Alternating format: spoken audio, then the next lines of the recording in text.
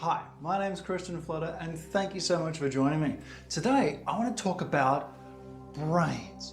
How important are our brains? They're super important, but our brains are actually ridiculously simple. See, they only really need three things. A little bit of oxygen, A little bit of glucose, and a little activation. Yes, so activation. Activation is another key component. Activation and stimulation helps to drive brain development.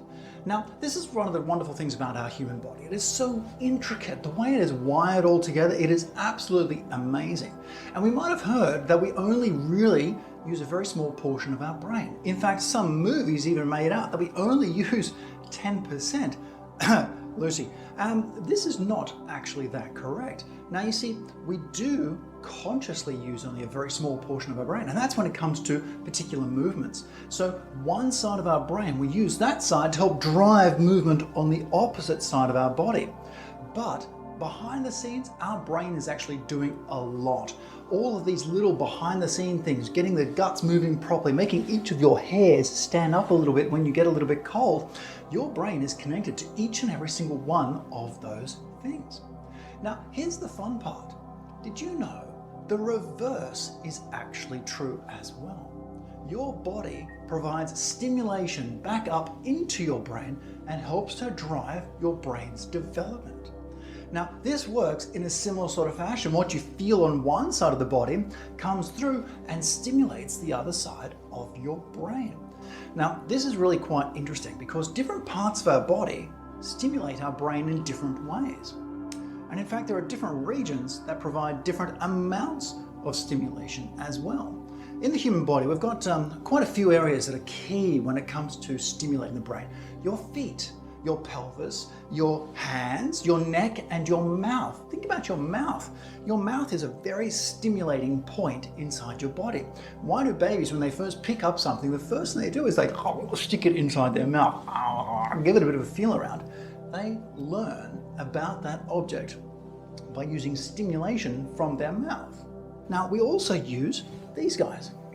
These hands are incredibly stimulating to my brain.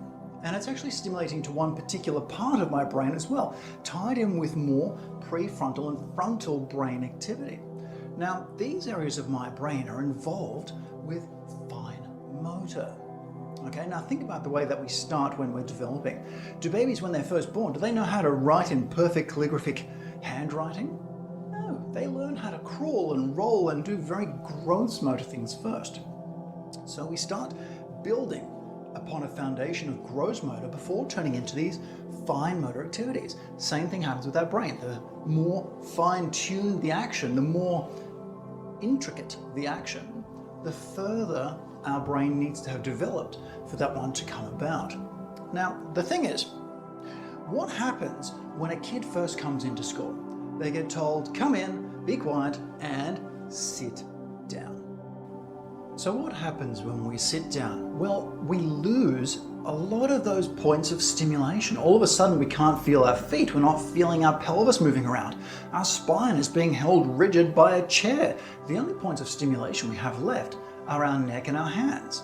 So sometimes our brain needs a little bit more stimulation. This is why you find some kids get a little bit fidgety. Some kids need to sit on one of those spiky ball mat things to help provide extra stimulation to keep them focused, keep them concentrating on the task at hand. So movement is absolutely critical when it comes to brain activity. Now, this is not new.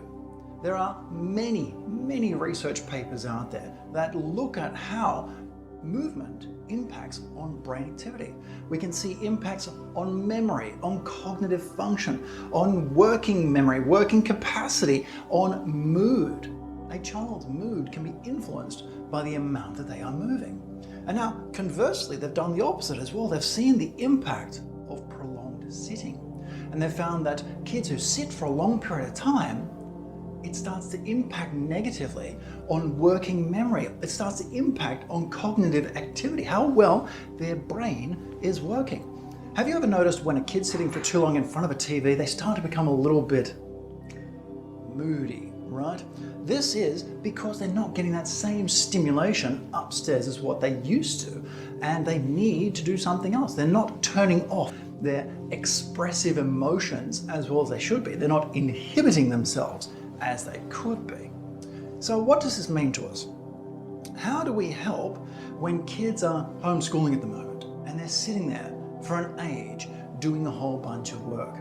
Well, the big one is get them moving. Get them up, get them moving. Every hour, just get them outside, having a little bit of a walk around, get some fresh air, because we talked about oxygen and stimulation. In Japan and a lot of countries where it snows, they found that kids who take their shoes off actually concentrate better in the class.